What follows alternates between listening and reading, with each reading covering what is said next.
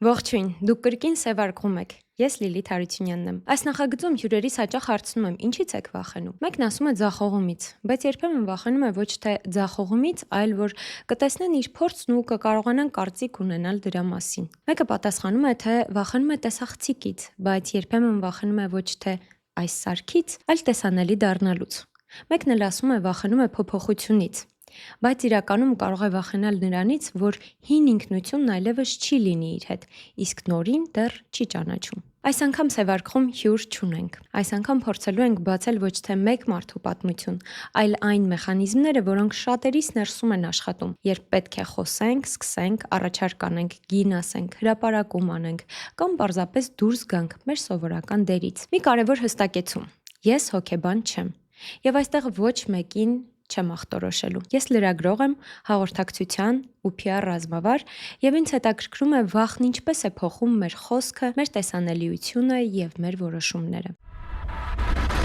Սկսենք մի մտքից, որը գուցե շատ բան բացատրի։ Վախը միշտ թուլություն չէ։ Մի վատ մեկնաբանությունը երբեմն կարող է ավելի երկար մնալ գլխում, քան 10 լավ արձագանքը։ Եվ դա պարտադիր չի նշանակում, որ դուք չափազանց զգայուն եք։ Մարդկային ուշադրությունը հաճախ ավելի արագ բռնում է այն, ինչ կարող է լինել վտանգ, քննադատություն կամ մերժում։ Հոգեբանության մեջ սա անվանում են բացասական կողմնակալություն, այսինքն բացասական ազդակների նկատմամբ ավելի ուժեղ արձագանքելու միտում։ Դրա համար կարող եք հրապարակել մի տեսանյութ, ստանալ շատ լավ արձագանքներ, բայց ամբողջ օրը մտածել միայն այն մեկ մարդու մասին, որը գրել է «Սա ինչ էր»։ Խնդիրն այն է, որ սոցիալական մեդիայում մեր ուղեղը հաճախ չի տարբերում, սա օգտակար քննադատություն է, իրական ռիսկ է, թե պարզապես ինչ-որ մեկի վատ տրամադրության արձագանքը։ Ու հենց այստեղ է պետք սովորել բաժանել արձագանքները։ Եթե մեկնաբանությունը հստակ է, կոնկրետ ու օգտակար, այն կարող է ձեզ ուժեղացնել։ Եթե դա վիրավորանք է առանց բովանդակության, բնականաբար արդեն տեղեկություն չէ ձեր աշխատանքի մասին, եւ դուք պարտավոր չեք այն դարձնել ձեր ինքնագնահատականի հիմքը։ Վախը միշտ չէ, որ ասում է՝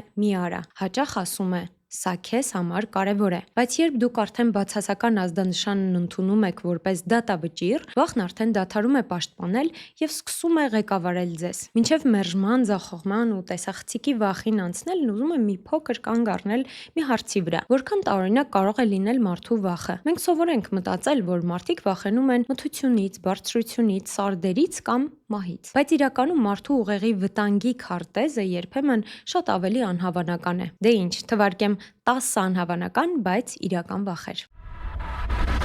Կուլրոֆոբիա, վախ ծաղրածուներից։ Ոմանց համար ծաղրածուն մանկական տոն է, մյուսի համար այնպիսի կերպար, որ նույնիսկ կարող է տագնապ առաջանալ։ Գլոբոֆոբիա, վախ փուչիկներից։ Այո, ծննդյան այս ամենաանվնաս դեկորը մեկ ուրիշի համար կարող է լինել աղմուկի, պայթելու, սպասման եւ նույնիսկ լիարժեք սթրեսի աղբյուր։ Պոգոնոֆոբիա, վախ մորուքներից։ Երբ որոշ մարդկանց համար մորուքը պարզապես ոչ է, մեկ ուրիշի համար դա կարող է անհանգստության պատճառ դառնալ։ Օնֆալոֆոբիա, պորտերից վախ, սեփական կամ ուրիշի։ Եվ երբեմն մարդը ոչ միայն չի ուզում դիպչել, այլ նույնիսկ չի ցանկանում տեսնել։ Ալեկտրոֆոբիա, հավերից կամ աքաղաղներից վախ, ոչ թե ընդհանրապես թռչուններից, այլ հենց հավերից։ Այսինքն գյուղ գնալը կարող է դառնալ իրական փորձություն։ Տրիպոֆոբիա, փոքր անցքերի, փոսիկների կամ իրար կպած շրջանների խմբերից ուժեղ զզվանք կամ տագնապ։ Մեղրախորի, սպունգ կամ լոտուսի սերմնատուփ։ Ոմանց համար դա պարզապես նկար է, ուրիշների համար ֆիզիկական անհարմարություն։ Էմետոֆոբիա,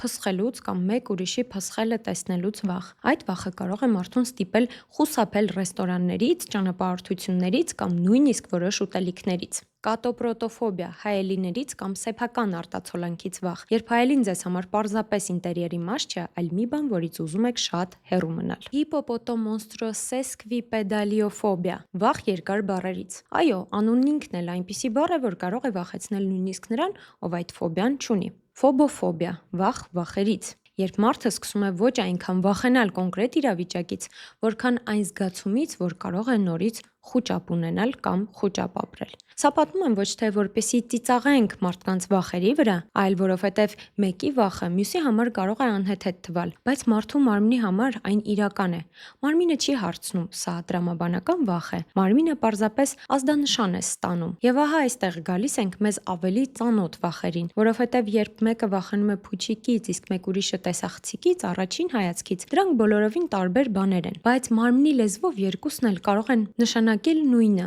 Ես հիմա ինձ անվտանգ չեմ զգում։ Եվ հիմա հարցն այն է, քանի կարևոր բան եք դուք անվանել, ես ուղղակի չեմ ուզում, երբ իրականում վախեցել եք տեսանելի դառնալուց, մերժվելուց կամ սխալվելուց։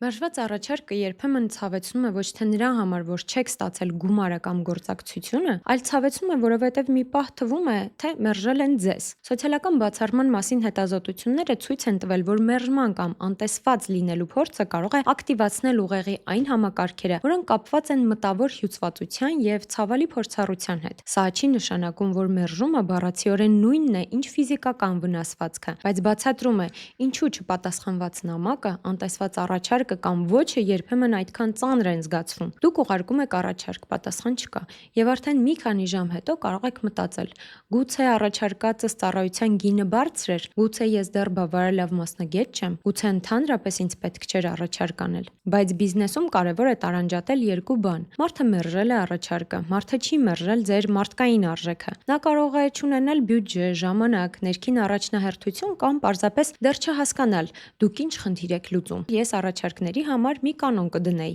1 ոչը զգացում է, 10 ոչը տվյալ է, իսկ տվյալն արդեն վերլուծում են, ոչ թե անձնական ողբերգություն դարձնում։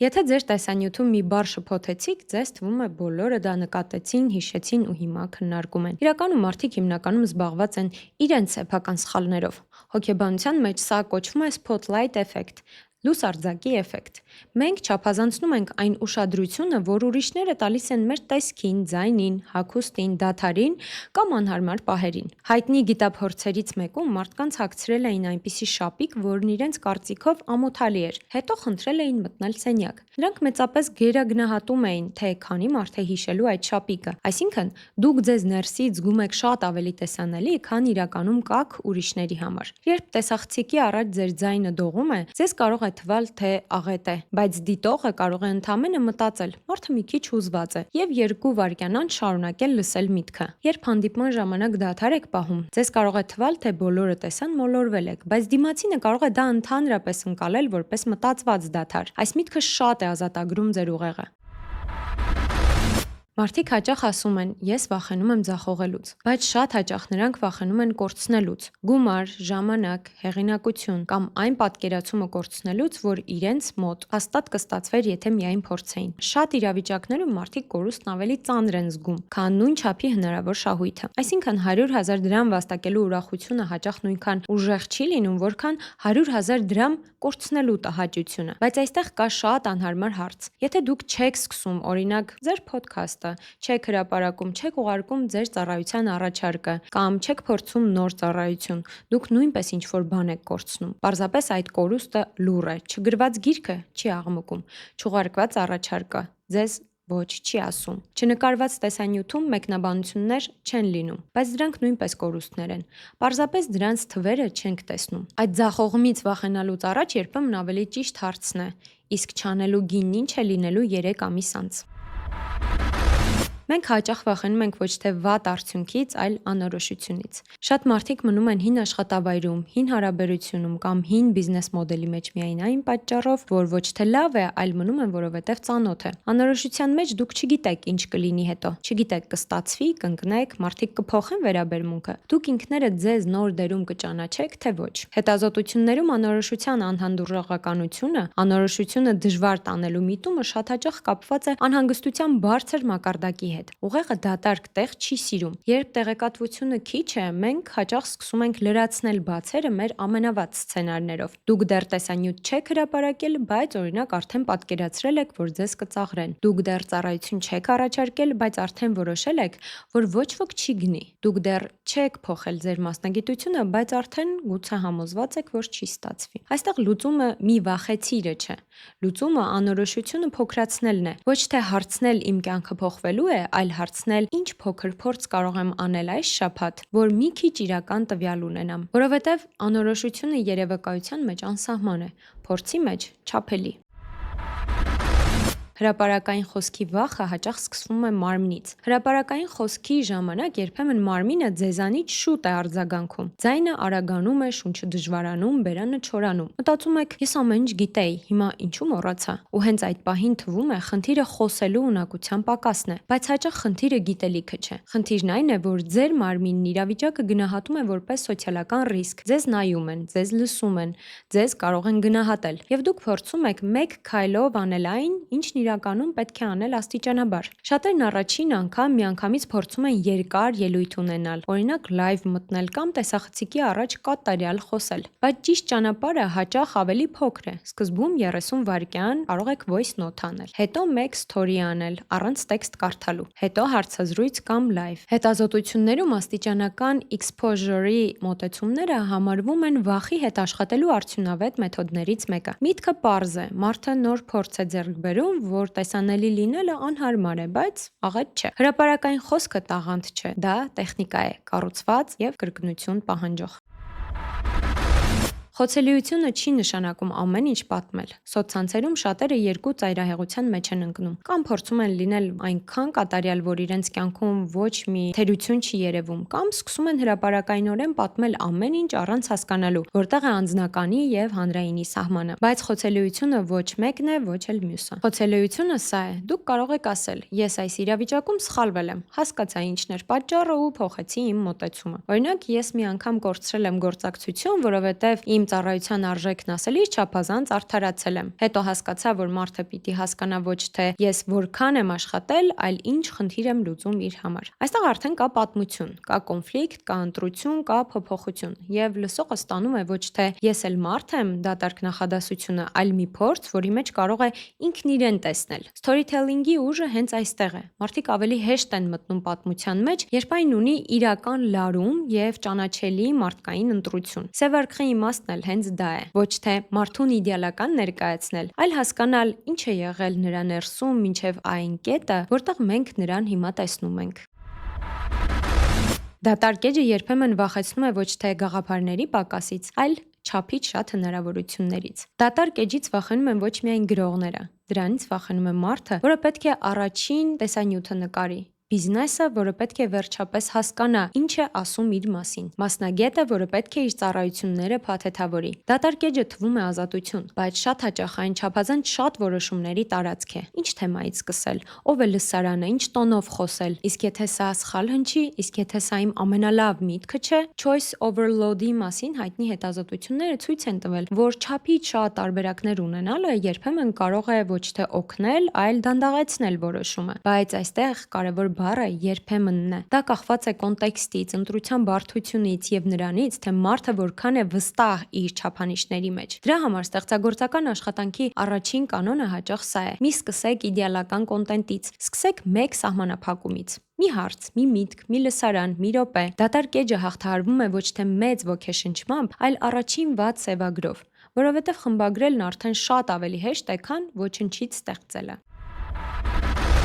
Երբեմն մենք վախենում ենք ոչ թե ձախողումից, այլ այն բանից, որ իսկապես կստացվի։ Հաջողության վախը սկզբում մի քիչ տարօրինակ է հնչում, չէ՞։ Ինչպես կարելի է վախենալ նրանից, ինչի մասին երազում եք։ Բայց պատկերացրեք ձեր, օրինակ, տեսանյութերը սկսեցին լավ աշխատել, ձեզ սկսեցին ճանաչել, ունենում եք ձեր ծառայությունների համար պատվերներ, ունեք սպասելիքներ, մարդիկ ձեզ արդեն որոշակի դերում են տեսնում։ Եվ հանկարծ ձեզ մոտ առաջանում է հարց ոչ թե կստացվի, այլ ես կկարողանամ պահել այս մակարդակը։ Հաջողությունը կարող է փոխել հարաբերությունները, առօրյան պատասխանատվությունը եւ նույնիսկ այն կերպարը, որը ունեք ինքներդ ձեր մասին։ Սրա կողքին հաճախ հայտնվում է այն զգացումը, երբ մարդն ունի իրական արդյունքներ, բայց ներսում շարունակում է մտածել, որ մի օր իրեն կբացահայտեն որպես ոչ այնքան արժանի մարդ։ Սա բժշկական ախտորոշում չէ, եւ դրա տարածվածության թվերը տարբեր հետազոտություններում շատ են տարբերվում չափման ձևերի պատճառով, բայց երևույթը շատ ծանոթ է հատկապես մարդկանց, որոնք արագ աճում են կամ մտնում են նոր մասնագիտական դաշտ։ Հաջողության վախի դեմ ամենաօգտակար միտքը սա է.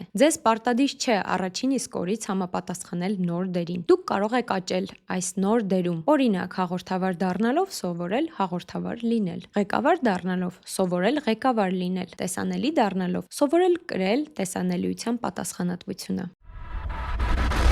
AI-ից վախենալը հիմա արդեն տեսական թեմա չէ։ 2026 թվականի Stanford AI ինդեքսի տվյալներով գեներատիվ AI-ի օգտագործումը շատ արագ է տարածվել, իսկ հարցված կազմակերպությունների 88%-ն արդեն հայտնել է, որ օգտագործում է արհեստական բանականություն առնվազն 1 բիզնես գործառույթում։ Ու բնական է, որ մարդիկ հարցնում են, եթե AI-ը կարող է գրել, ես դեռ հեղինակ եմ, եթե AI-ը կարող է առաջարկի սևագիր անել, ես դեռ ստրատեգ եմ, եթե AI-ը կարող է գաղափարներ տալ, ես դեռ կոնտենտ ստեղծող եմ, բայց հարցը միայն արհեստական բանականությունը ձեզ փոխարինելու մասին չէ։ Ավելի ճիշտ հարցը սա է. ձեր աշխատանքի ո՞ր մասն է պարզապես կրկնվող գործողություն, իսկ ո՞ր մասն է դատողություն, պատասխանատվություն, ճաշակ եւ կոնտեքստ։ Արհեստական բանականությունը կարող է արագացնել սևագիրը, կարող է հավաքել տարբերակներ, կարող է օգնել հետազոտել կամ կառուցել առաջին կմախքը, բայց այն չի կրում ձեր հեղինակությունը, պատասխանատու չէ ձեր փոխարեն, չի ճանաչում ձեր լսարանի անցյալն այնպես, ինչպես դուք, եւ չի կարող որոշել այս միտքը ճիշտ է հենց հիմա, հենց այս մարդու, հենց այս բրենդի համար։ Աշխատանքի միջազգային կազմակերպությունն էլ նշում է, որ գեներատիվ AI-ի ամենահավանական ազդեցությունը շատ ոլորտներում աշխատանքի վերափոխումն է, ոչ թե պարզապես ամբողջական փոխարինումը։ Արհեստական բանականությունից վախենալու փոխարեն օգտակար հարցը սա է. ի՞նչն է իմ աշխատանքի մեջ այն մարդկային մասը, որն ավելի արժեքավոր կդառնա, երբ մեխանիկական մասը արագանա։ Շատ վախերի խորքում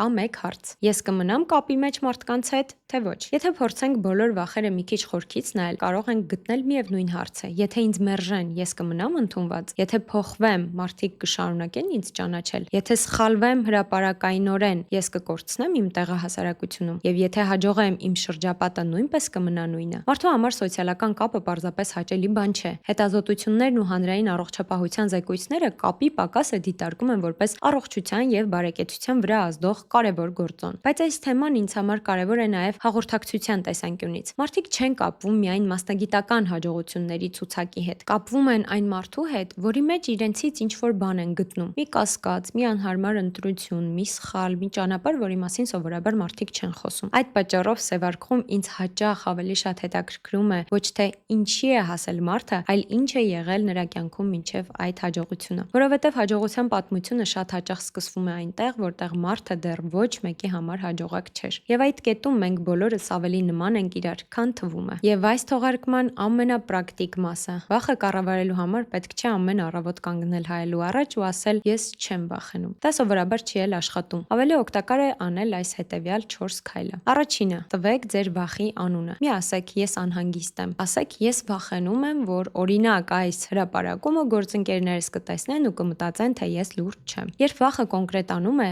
դրա հետ աշխատելն էլ է կոնկրետ դառնում։ Երկրորդ՝ բաժանեք փաստն ու սցենարը։ Օրինակ, փաստ է, որ ես հրապարակում եմ տեսանյութ, իսկ սցենարն է բոլորը կծաղրեն ինձ։ Փաստը իրականություն է, սցենարը կանխատեսում։ Երրորդը՝ միանգամից մեծ քայլ մի արեք։ Մի որոշեք, որ վաղվանից ամեն օր լայվ եք մտնելու։ Նկարեք մեկ սթորի, հետո մի կարճ տեսանյութ, հետո մեկ ռիլ։ Չորրորդը՝ ձեր վախը վերածեք նյութի։ Եթե կարողացել եք անցնել մի բանի միջով, որը ձեզ վախեցրել է, դրա մեջ արդեն պատմություն կա։ Իսկ եթե կա պատմություն, դրա մեջ կարող է լինել արժեք նաև ուրիշների համար։ Հետազոտություններում զգացմունքին անուն տալը ուսումնասիրվել է նաև հրապարակային խոսքի վախի համատեքստում։ Իսկ աստիճանական exposure-ը կիրառվում է վախային արձագանքների հետ աշխատելու մոտեցումներում։ Վախը պարտադիր չի անհետանա, բայց կարող է դադարել որոշում կայացնել ձեր փոխարեն։ Գուցե վախի ամենակարևոր հարցը սա չէ, ինչպես անեմ, որ այլևս չվախենամ։ Գուցե հարցը հետևյալն է. ինչ կարևոր բան եմ ես հետաձգում, որովհետև սպասում եմ, որ վախերս կանցնեն։ Որովհետև վախը շատ հաճախ անցնելուց հետո չի գալիս ձեր գործողությունը։